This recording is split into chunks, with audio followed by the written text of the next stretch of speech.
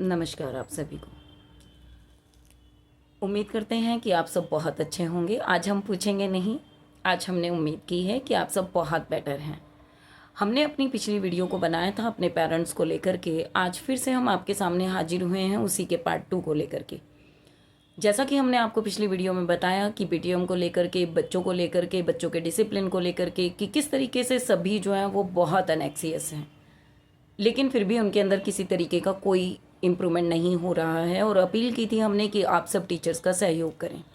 क्या आप जानते हैं कि हमारे बच्चों के जो है बिगड़ने के 60% रीज़न्स होते हैं, और वो 60% रीज़न्स की अगर हम चर्चा करने लगें तो इसमें हमें बहुत समय लग जाएगा।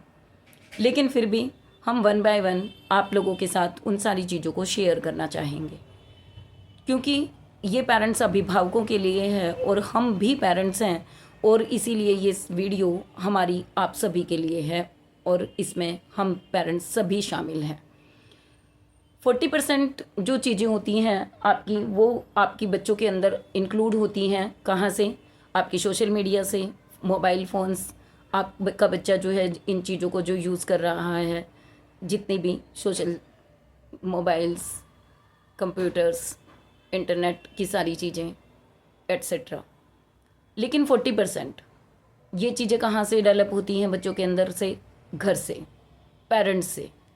क्या आप जानते हैं कि आज पेरेंट्स अपने बच्चों को सभी चीज़ों की पूर्ति देने के लिए, सभी उनके लग्जरी ऐशो आराम को पूरा करने के लिए अपने जी तोड़ मेहनत कर रहे हैं।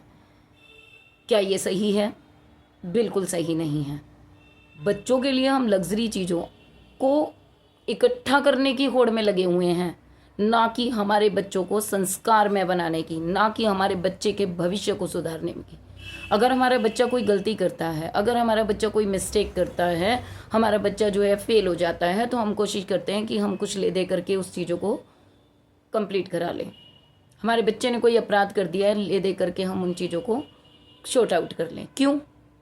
यही चीज़ें हैं कि आज हमारा बच्चा अपराध बोध प्रवृत्ति की तरफ बढ़ता जा रहा है। अगर हम अपने बच्चे के साथ पहली गलती पर ही उसके साथ बहुत स्ट्रिक्टली पेश आएँ तो शायद ये चीज़ें हमें फेस करनी नहीं पड़ेगी। आज हर पेरेंट्स ये सोचता है कि मेरे एक बेटा है, एक बेटी है, मैं इसे क्यों कहूँ। बहुत बड़ी गलती कर रहे हैं हम। ये पेरेंट्स जो हैं वो पीटीएम में आकर के जो क्वेश्चंस उनको अराइज करने चाहिए वो करते ही नहीं हैं। जबकि पहले जब भी अभिभावकों से, जब भी पेरेंट्स से जो है टीचर्स की गेट टुगेदर होती थी, तो उस गेट टुगेदर में ये पुटअप किया जाता था कि आप चाहे कुछ भी करें, हमारे घर से कंप्लेंट नहीं आएगी, लेकिन मेरे बच्चे का भविष्य सुधरना चाहिए। और जब पेरेंट्स इस तरीके से हक जता करके टीचर को जो है एक पूरी जिम्मेदारी देते थे, तो टीचर भी उस जिम्मेदारी को अपने शोल्डर्स पर ले लेते थे, और उन्हें लगता था कि मुझे जो है इस कड़ी के अंदर एक ऐसा आयाम जो है बनाना है जहाँ से मैं अपने बच्चों को आगे तक ले जा सकूं। मानते हैं हम कि एक टीचर, केवल एक टीचर जो है वो एक बच्चे को कभी भी, सभी बच्चों को 100% नहीं दे सकता।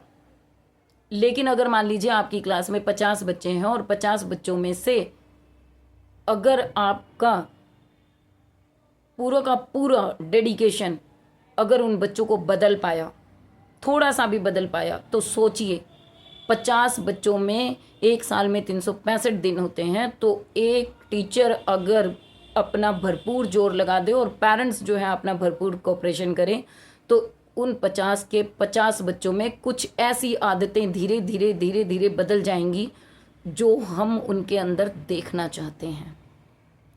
बाउंड कर दीजिए आप सारी चीज़ों के लिए बच्चों को इतनी लग्जरी मत दीजिए। जब बच्चों को हम इस तरीके से लग्जरी देते हैं तो बच्चे उनका अनावश्यक फ़ायदा उठाते हैं, और इसी अनावश्यक फ़ायदे के कारण धीरे धीरे बच्चों के अंदर वो सारी की सारी चीज़ें जो हैं इस कदर डेवलप हो जाती हैं कि बच्चे जो हैं हमें सुनना, हमारी मानना बंद कर देते हैं। बच्चों के अंदर इरिटेशन की भावना पैदा हो जाती है, और फिर हम भी उस इरिटेशन के शिकार बनते हैं। हम पेरेंट्स बनते हैं उस चीज़ों का सबसे पहले शिकार, क्योंकि सबसे पहले बच्चा ये सारी की सारी चीज़ें घर पर करता है। चीज़ों को फेंकना, पेरेंट्स को जवाब देना, खड़े नहीं होना, पेरेंट्स के हाउस होल्ड वर्क्स के अंदर हेल्प ना करना, बच्चों को छोटी छोटी चीज़ों के लिए जो है बच्चे की जिद करना, ये सारी की सारी चीज़ें वहीं से निकलती हैं। और हम धीरे धीरे धीरे धीरे जो है इन्हीं के अंदर बढ़ते चले जाते हैं। आज अगर हम गर्ल्स की बात करें ना, तो 20 ईयर्स की गर्ल्स को भी ऑलमोस्ट 40 to 60% लड़कियां अगर हम बात करें तो उनको पता ही नहीं है कि खाना कैसे बनता है।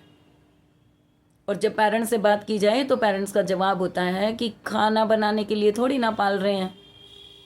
जबकि हम पेरेंट्स का फ़र्ज बनता है, हमें नहीं ये पता होना चाहिए कि सिचुएशन कभी भी बदल सकती है, परिस्थितियाँ कभी किसी को कह करके नहीं हमारे सामने आती। तो हम अपने बच्चे को हर वो छोटी से छोटी चीज़ सिखाएं, समय रहते सिखाएं, ताकि हमारा बच्चा उन सारी चीज़ों का हैबिचुअल हो करके कभी भी कैसी भी सिचुएशन में अपने आप को वहाँ पर एडजस्ट कर सके। और अगर हम ये अपने बच्चों को सिखा पाएंगे, अपने बच्चों को ये दे पाएंगे, तो डेफिनेटली हम एक सुनहरे भविष्य को तैयार करने में एक पहल कर पाएंगे। बच्चे आज रात को 10, 11, 12, 1, 2 नहीं पता पेरेंट्स को वो कब सोते हैं, क्या देखते हैं फ़ोन्स के अंदर, क्या करते हैं। अगर आपने उनको बाउंड कर दिया, उनके फ़ोन्स लेकर के आपने रख लिए कि आपको 2 घंटे फ़ोन चलाना है, 1 घंटे चलाना है, आप उसे बीच में टोके नहीं, चलाए। लेकिन ये पता होना चाहिए कि बच्चा देख क्या रहा है। इसी तरीके से बच्चे को जब हम अनावश्यक रूप से पैसे दे देते हैं, आज बच्चा खुद खा रहा है, कल दोस्तों के साथ शेयर उन पैसों को कर रहा है, परसों किसी से उधार ले रहा है, और फिर किसी दिन बच्चा बैंक से लोन लेकर के अपनी सारी चीज़ें कर रहा है। तो धीरे धीरे ये सारी की सारी चीज़ें बच्चों के अंदर आती जा रही हैं, जिनके बारे में पेरेंट्स जानते तक नहीं हैं। और बच्चे जो हैं, जब उनसे पूछा जाता है तो बच्चे कहते हैं कर लेंगे हम अपने आप, जो कि गलत है। बच्चों को पता ही नहीं है कि पैसे की वैल्यू क्या है, टाइम की वैल्यू क्या है। और जब तक उन्हें समझ में आता है तब तक बहुत देर हो चुकी होती है। और इस देर से बच्चों को बचाने के लिए हमें ही पहल करनी होगी। अगर आज आप पेरेंट्स देखें तो ऑलमोस्ट इन चीज़ों से सफ़र करते हैं कि घर में कोई गेस्ट आ गए हैं और बच्चों को बोला जाता है कि बेटा आप पानी सर्व करो, चाय सर्व करो, दे डिनाइड, वो डिनाई कर देते हैं, हमें नहीं पता, आप ही देख लो। पेरेंट्स फिर मजबूर होकर के कि गेस्ट के सामने इंसल्ट नहीं होनी चाहिए, और वो खुद उठ करके चले जाते हैं, उनका फेवर करते हुए हम चले जाते हैं।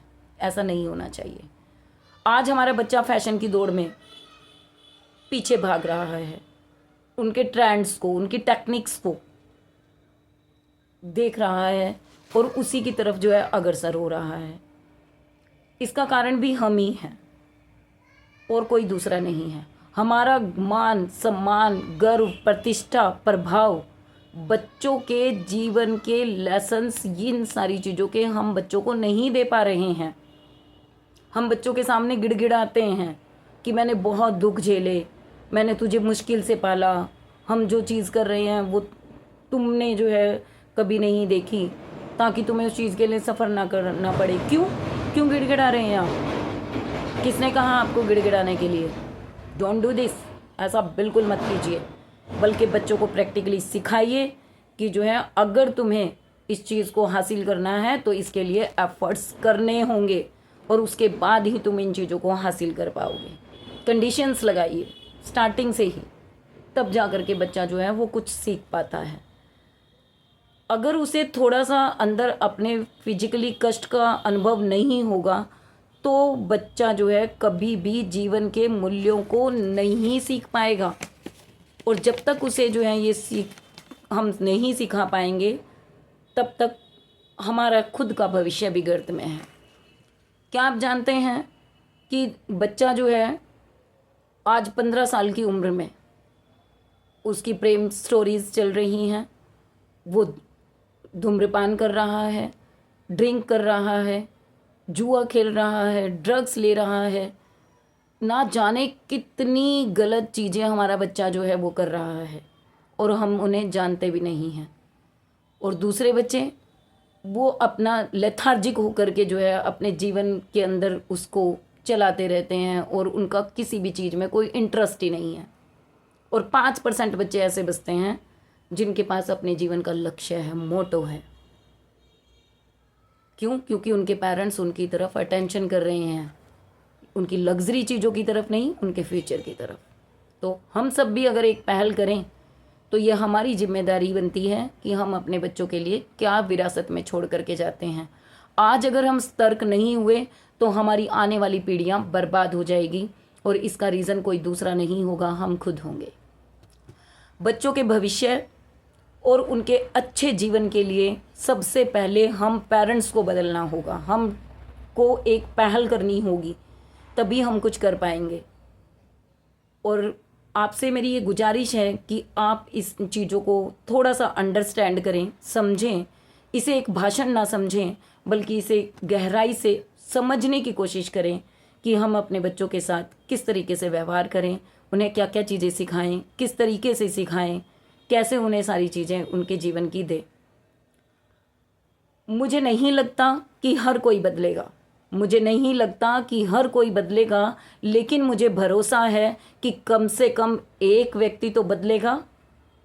मुझे भरोसा है कि कम से कम एक व्यक्ति तो बदलेगा। शिक्षक रहम कर सकते हैं लेकिन पुलिस नहीं। शिक्षक आपके बच्चों पर रहम कर सकते हैं लेकिन पुलिस नहीं कर सकती। पुलिस की ठुकाई के बाद जो पिटाई और बाद में कोर्ट कचहरी तक के जो पैसे खर्च होंगे, शिक्षक की डांट डपट पर कोई खर्चा नहीं आएगा। इसलिए आइए हम सब एक पहल करें और अपने बच्चों को गर्त में जाने से रोकें, अपने बच्चे को समझाएं। और अगर आपको लगता है कि कहीं ना कहीं आपके अंदर वो सारी चीज़ें नहीं हैं, या फिर आप नहीं कर पा रहे हैं, या बच्चों के हाथों आप मजबूर अपने आप को मान रहे हैं, तो आप उनके टीचर से कंसल्ट करें और उनके ऊपर भरोसा जताएं, ताकि हम अपने बच्चों को एक बेटर राह दे पाएं। और उम्मीद करती हूँ कि मेरी इन बातों को आप ध्यान रखेंगे कि जो मैंने कहा है कि नहीं बदल सकते हम सबको, नहीं बदल सकते हम सबको, मुझे नहीं लगता कि कोई बदलेगा, लेकिन मुझे अपने आप पर यह भरोसा है कि कोई एक व्यक्ति तो बदलेगा। इस मुहिम पर हम अपना काम करेंगे और उम्मीद करती हूँ कि आप सब एक होकर के, हम सब पेरेंट्स टीचर्स मिलकर के अपने बच्चों को उनका भविष्य सुधारने में अपने आप को झोंक देंगे, अपनी पूरी ताकत लगा देंगे, ताकि हमारा बच्चा हमारे देश का एक बेटर फ्यूचर बने। धन्यवाद।